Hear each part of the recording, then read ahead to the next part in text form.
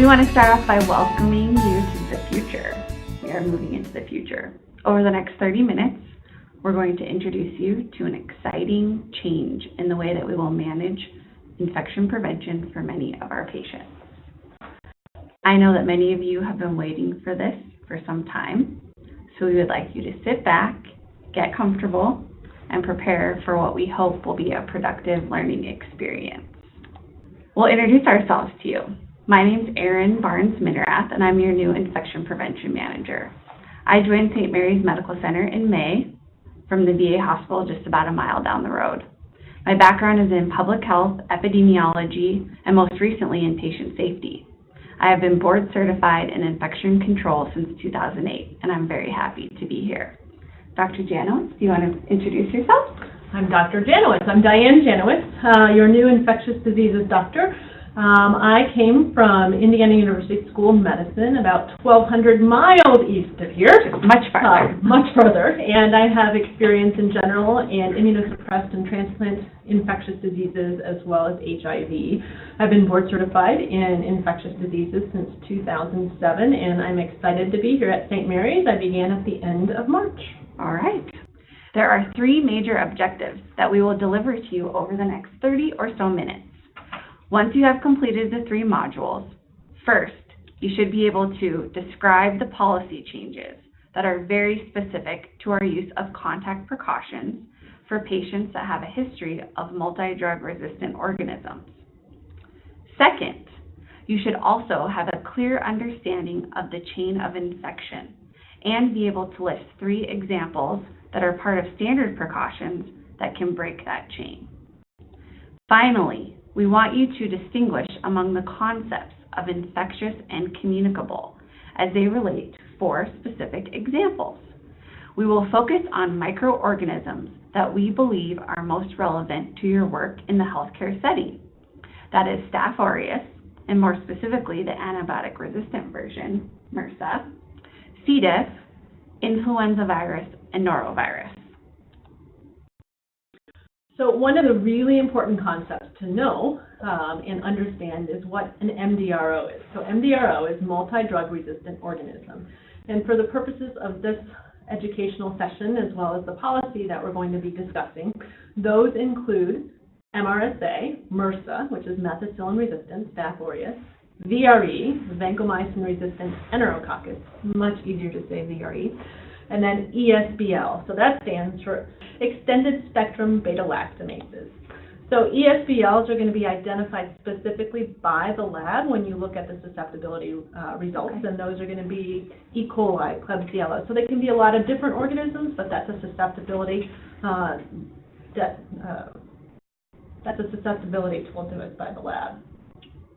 Okay, so these MDROs, it's really important to recognize that they're entirely treatable with antibiotics when they cause infections. We just have fewer antibiotics that we can use to treat these specific organisms, but many options available. So with this policy change, what's going to happen in the acute care setting, Erin? Many of our colleagues may very well ask that question. So previously here at St. Mary's, what we did was when a patient had a history of MRSA, VRE, or an ESBL, whether it was an active infection or a colonization because it was detected in the nose or the urine, we isolated those patients and put them in contact precautions. Well, as of September 17th, these patients will no longer be isolated when they're admitted and put in contact precautions. That is exciting. It is. And then furthermore, patients who had active infection during their hospitalization were also isolated. However, we're going to change this just a bit. So these patients will be isolated, but we're going to have discontinuation criteria for those contact precautions. I think you're going to address that later. I will. And then finally, we're going to continue to use standard precautions to break the chain of transmission or infection. We did before, we will in the future. This is incredibly important for the success of this policy. So what about the outpatient setting, you might ask? So many people work in the hospital, others work in clinics. So before in the outpatient setting, there were variations in how outpatient settings manage patients who had a history of MDROs or active MDRO infections. So now what we're going to do is use standard precautions as appropriate to each particular patient and the presentation that they have with their symptoms. So very importantly, transmission-based precautions, such as contact precautions, are not going to be applied in the outpatient setting. And that makes sense. It does. So you may ask, why change now? So earlier this year, SHEA, which is the Society of Healthcare Epidemiology of America, published expert guidance on this particular topic. So outside of an outbreak setting, if the endemic rates of these MDROs are low, we can use contact precautions for patients who have active infections for the duration of their admission to the hospital. And furthermore, based on SHEA's guidance, we can establish a policy for the discontinuation of contact precautions for patients previously colonized or infected. So the effort to reduce the use of contact precautions for patients who have MDROs is happening system-wide. This policy was developed at the system level, and our risk assessment demonstrates, first, that our rates are low, and second, that we don't have outbreaks. So in accordance with SHEA, this policy is outstanding for us. It is. It makes sense. So what do we expect will happen with this policy change? Well, first and foremost, continued patient safety and low rates of healthcare-associated infections will be continued. Patients will have a much more improved experience. They'll be happier with their care. And I suspect many of us as staff and associates here at St. Mary's will also have increased satisfaction with this policy change. I'm expecting that also. Additionally, the continued use and consistent use of standard precautions is key to this working. So that is going to be important throughout this entire process. And we'll talk more about that in Module 2. Fantastic. I think it's pretty obvious, but bears saying that cost savings will also be incurred from this new policy. And then finally, we're going to have improved environmental stewardship because we have reduced waste reduction. Yes, those isolation gowns will be much reduced. Okay, we hope that by this point you are asking, when is this change going to go into effect? Well, as Dr. Janowicz alluded to earlier, we are planning to activate this change beginning Monday, September 17th. That's right around the corner. And for some of you that are taking this HealthStream training, it may have already happened. I'm going to talk to you a little bit about the discontinuation criteria that you mentioned before. For MRSA, VRE, or ESBL infections, we are going to use common sense discontinuation guidelines. This is specific to patients who have active infections during their current hospitalization. The logic behind these guidelines are related to where the infection is and how well it can be contained. For example, if a patient has an MRSA bloodstream infection, the patient would not require contact precautions. We would discontinue that precaution because the blood is a well-contained site. Absolutely. What do you need to do to be successful? There are quick resources that are available to you if you have questions. The discontinuation table, which we believe is a vital tool for you as we move forward, is going to be located on our infection control Click for Help. Let's talk about how to sustain success in the future as we move forward. Fantastic. We anticipate that in the beginning, especially, there will be a lot of opportunity to work together, to evaluate, assess, and apply these new criteria on a case-by-case basis. Please work with your infection prevention team. We are here to assist you. We are here to answer questions.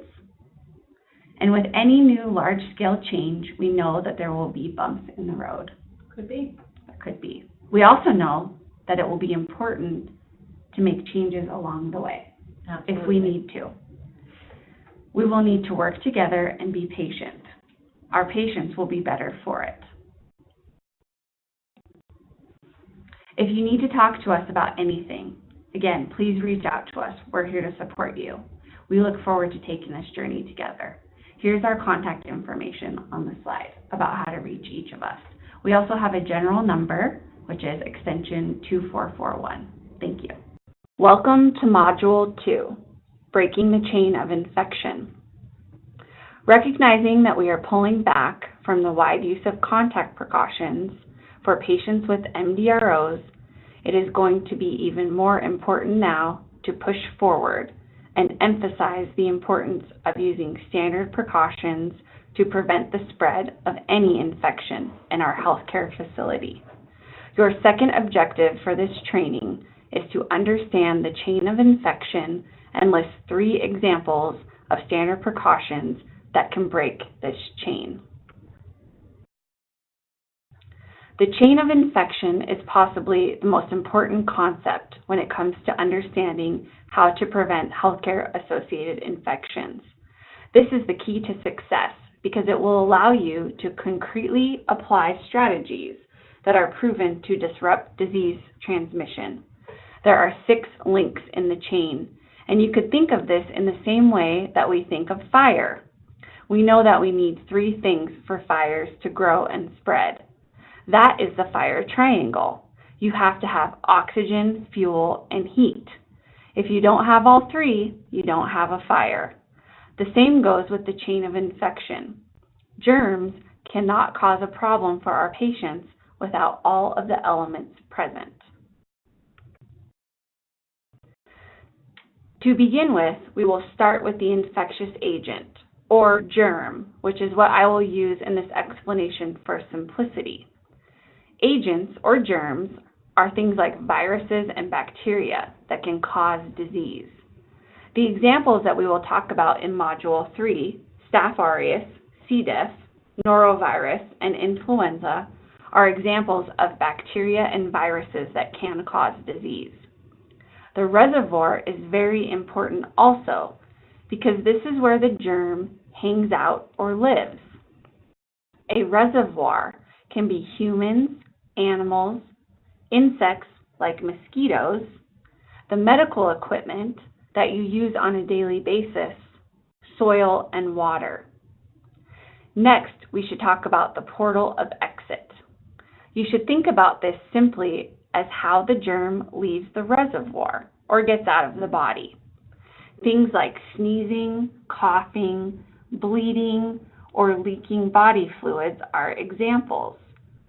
We talk a lot about the mode of transmission in infection prevention because this is the way that the germ is moved around or passed along from one patient to the next or from the patient to the healthcare worker to the next patient.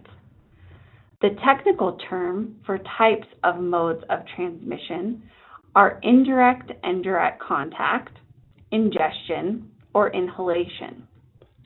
Next, you have to have a portal of entry, which is the way that the germ gets into the new host. In the healthcare setting, it is easy to think about potential portals of entry. Central lines, catheters, ventilators, and broken skin are all common examples. Last but not least, and critically important, is the susceptible host.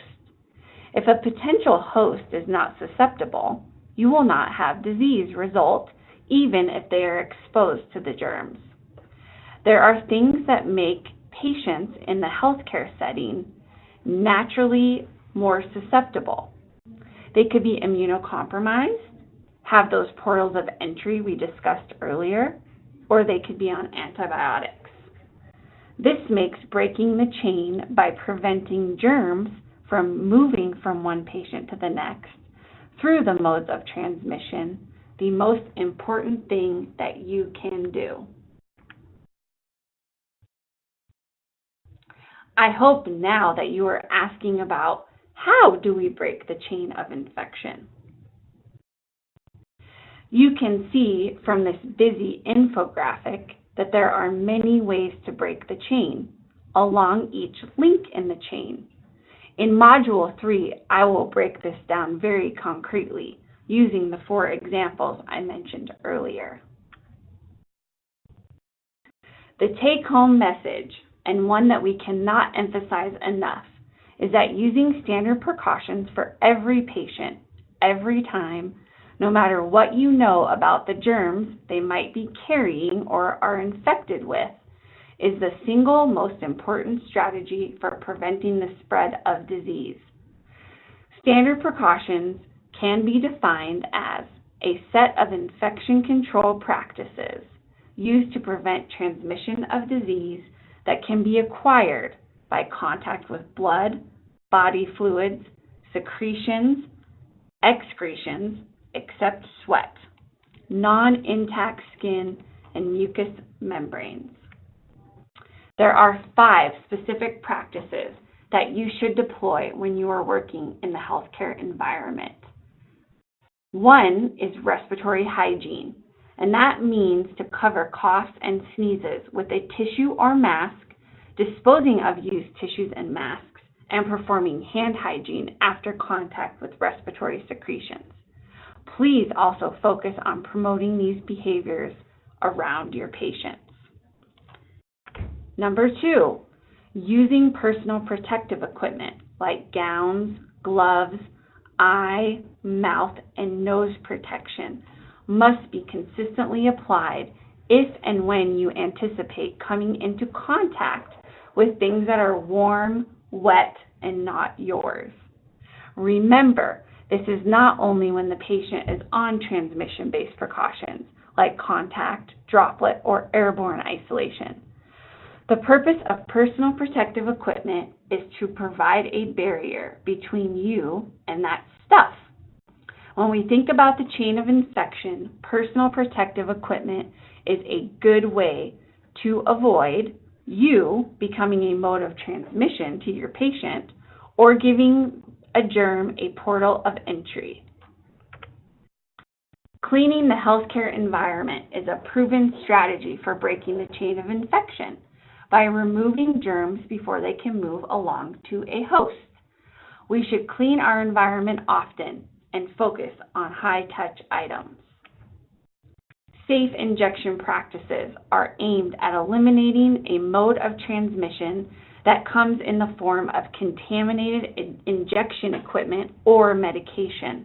Never administer medications from a syringe to multiple patients, even if the needle or cannula on the syringe is changed. Remember, 1 needle, 1 syringe, 1 time. And of course, hand hygiene. It should not be a surprise to anyone that hand hygiene is considered the most important strategy to break the chain of infection. There are many indications for hand hygiene in the healthcare setting. You should perform hand hygiene before having direct contact with patients, after contact with blood, body fluids, excretions, mucous membranes, non-intact skin, wound dressing, and this is whether or not gloves are worn. You should perform hand hygiene after you have contact with patient intact skin. You should perform it when your hands are visibly soiled with blood or body fluids, and specifically wash them with soap and water in this instance.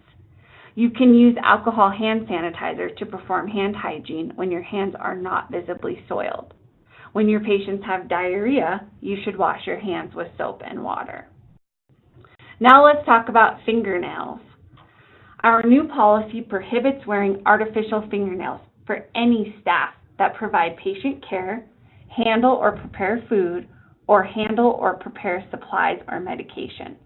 This is a large group of associates at St. Mary's Medical Center. The new policy is very clear about what defines artificial fingernails. If you go to a nail salon and your fingernail polish is cured under a light, that is considered artificial fingernails. Please pay very close attention to the definition in our new policy for artificial fingernails. If you have questions, you should speak to your manager.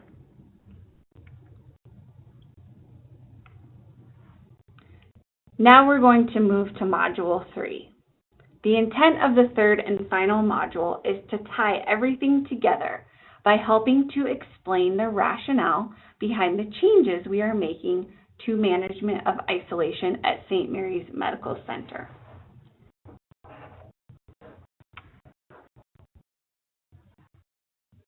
There are two key questions to ask when performing a risk assessment about a specific germ as you work to determine which strategies to deploy from your standard precautions toolbox.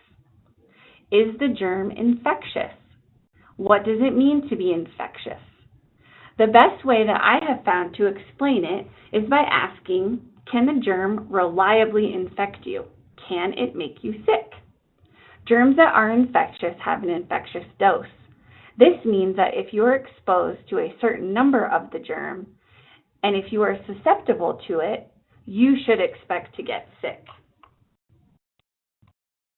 The next question to ask is, can the germ spread? Is it communicable or contagious? This is related to the mode of transmission if we think back to the lesson on the chain of infection. How does the germ move around? Is it contagious from person to person through touching or to coughing and sneezing? Can it move from an environmental surface to a person? It is logical to think that germs that are infectious and communicable are higher on the priority list to prevent and contain. We know that the majority of microorganisms, those things that we call germs, are not always infectious. In fact, we would not be healthy without them.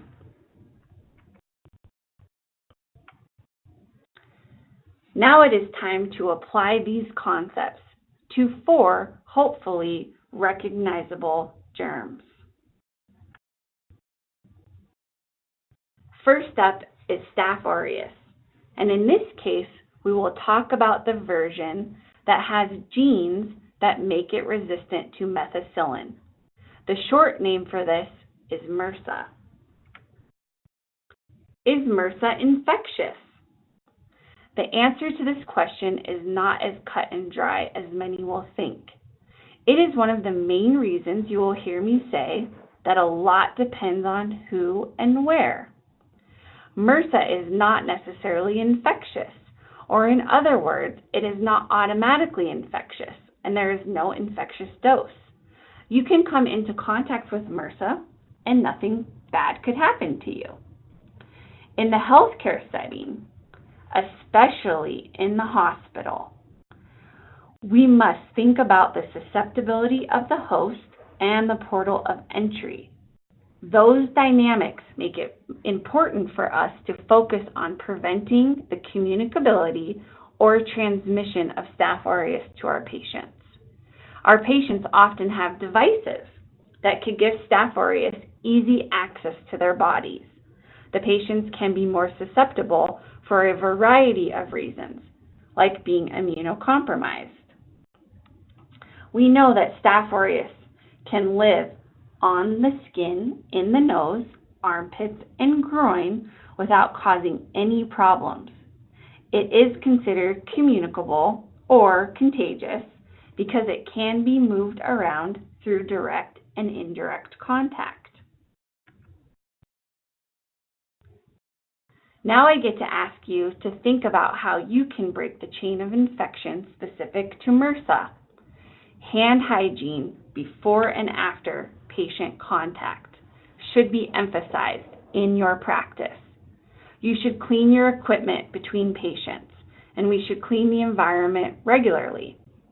If your patient has a condition where you anticipate potentially coming into contact with blood or body fluids, you should put on personal protective equipment to create a barrier. Providers can also focus on using antibiotics appropriately to help reduce the spread of antibiotic resistance. Our new policy does indicate the use of contact precautions for patients that have active MRSA infections that do not meet discontinuation criteria. If your patient is on contact precautions for an active MRSA infection, You should follow the contact precautions protocol when you enter the patient's room. Now let's talk about Clostridium difficile, or C. diff. I will pose the same question as I did for Staph aureus. Is it infectious? The answer here is the same as it was for MRSA, and that is no, not necessarily and not automatically. There is no infectious dose established for C. diff either. The susceptibility of the host is very important when we look at this germ. What makes the host susceptible? It is exposure to antibiotics. We thought it was important to lead you through the steps that occur for C. diff to cause infection. As stated before, the patient is exposed to antibiotics. The antibiotics do their job. They cure the infection, but they also destroy some normal, helpful bacteria in the gut. That patient is exposed to C. diff by ingesting it, or they can carry the C. diff in their intestines. The C. diff, once left on its own in the gut, can grow out of control. And it is the toxin that the C. diff releases that actually causes the diarrhea. Is C. diff contagious or communicable? Yes, it is, the same as Staph aureus, and that it can be moved around through direct or indirect contact. What can we do to break the chain of infection? Because C. diff is transmitted through indirect and direct contact from things that are contaminated with diarrhea that contain the C. diff bacterial spores, we know that hand hygiene with soap and water is incredibly important. The other strategies include cleaning the environment and equipment frequently and thoroughly with a Clorox-based product. Finally, patients who have C. diff infection are placed on special contact precautions, which requires the use of personal protective equipment like gowns and gloves to put a barrier between you, the patient, and the environment. Prescribing antibiotics appropriately, just like with MRSA, is an important prevention strategy. Let's move on to another germ called norovirus that causes diarrhea and vomiting in mass quantities. This is the virus that has become well known for infecting and spoiling the holiday of many cruise ship passengers. Let's start with the first question.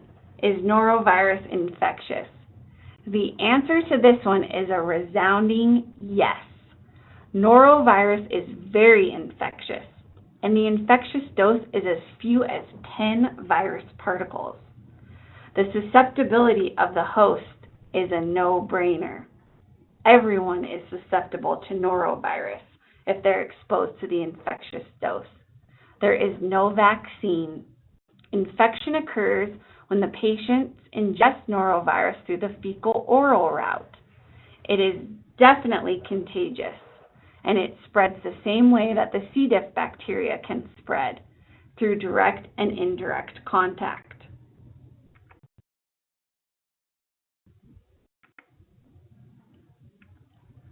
How can we keep our patients, our staff, and ourselves safe from norovirus? We can break the chain by using special contact precautions. You should recognize similarities between norovirus and C. diff when it comes to breaking the chain. The difference is that norovirus is very infectious. You should wash your hands with soap and water and do it often. Frequent cleaning of the environment is incredibly important, and we should use the hospital-approved sporicidal agent.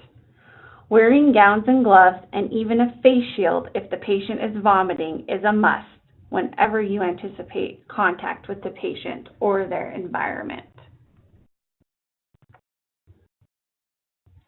Influenza season will be upon us soon. Influenza is a virus that circulates seasonally in humans. It is both infectious and contagious. The susceptibility of the host can seem complex because there is a vaccine available from year to year. The simplest way to describe susceptibility to influenza virus is that humans without immunity are susceptible if they're exposed to the infectious dose. We know that it spreads through large respiratory droplets that are expelled into the air when someone coughs or sneezes. We can break the chain of infection when it comes to influenza. In the hospital setting, we will use droplet precautions, which requires us to use surgical masks to put a barrier between us and the patient who is coughing and sneezing. Hand hygiene with alcohol-based hand sanitizer is of course a primary means for breaking the chain. Vaccination every year is considered the #1 strategy for preventing the spread of influenza in healthcare facilities. Our time together has come to an end, and we hope you are as excited about the changes as we are. I will leave you with these parting words from our team. The science is on our side. We know that by focusing on the use of evidence-based strategies like standard precautions, we can break the chain of infection for any patient. Together, we can prevent healthcare-associated infections. Thank you for your time. If you need to talk to us about anything, please reach out to us. We are here to support you, and we look forward to taking this journey together.